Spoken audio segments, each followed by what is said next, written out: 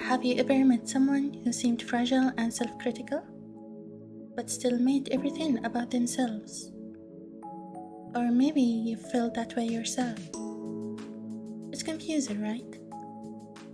Today, we're talking about the quieter, lesser-known type of narcissism, the vulnerable narcissism.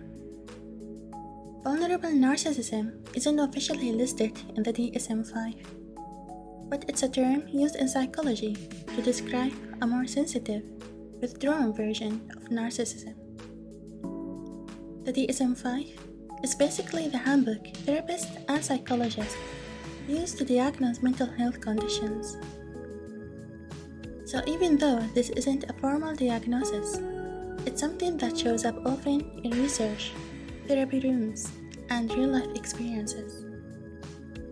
So, how can we recognize vulnerable narcissism in someone else, or even in ourselves? It doesn't always look the way we expect. They might seem very insecure, but need constant reassurance. Withdraw or sulk if not validated. Struggle with envy or comparison. Blame others for their emotional pain. Appear highly sensitive to rejection or criticism, all while secretly holding on to the belief that they're special or misunderstood. Classic or grandiose narcissists are usually confident, dominant, and sometimes charming. Vulnerable narcissists? They're often more introverted, emotionally reactive, and avoidant. Both might struggle with empathy or self-awareness, but for different reasons. One hides behind pride, the other behind pain. Just because something isn't in the DSM-5 doesn't mean it isn't real or valid. Vulnerable narcissism shows up in psychological studies, therapy sessions, and personal stories. It often overlaps with traits from borderline personality disorder, depression, and attachment wounds. And even if it doesn't have a neat label, it can still affect relationships, self-esteem, and mental health in very real ways. If you're listening to this and quietly thinking, wait, is that me? Please know, this isn't about labeling yourself or anyone else as bad. It's about awareness. Most people who show signs of vulnerable narcissism have deep wounds, often from childhood, that were never truly seen, validated, or healed. You're not broken, you're human. If you relate to some of these patterns, here are a few gentle things you can try. Practice self-compassion.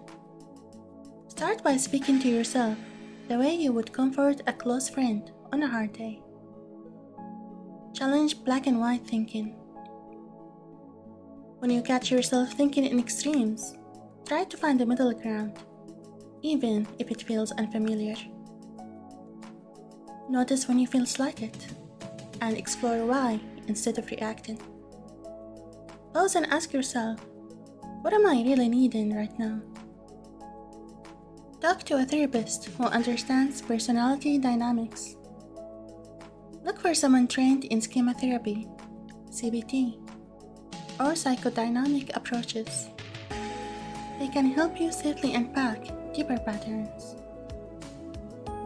Focus on building mutual, not one-sided relationships. Practice asking how others feel and really listen, just as much as you share your own world. Healing isn't about becoming perfect. It's about becoming more real, more aware, and more connected to yourself and others.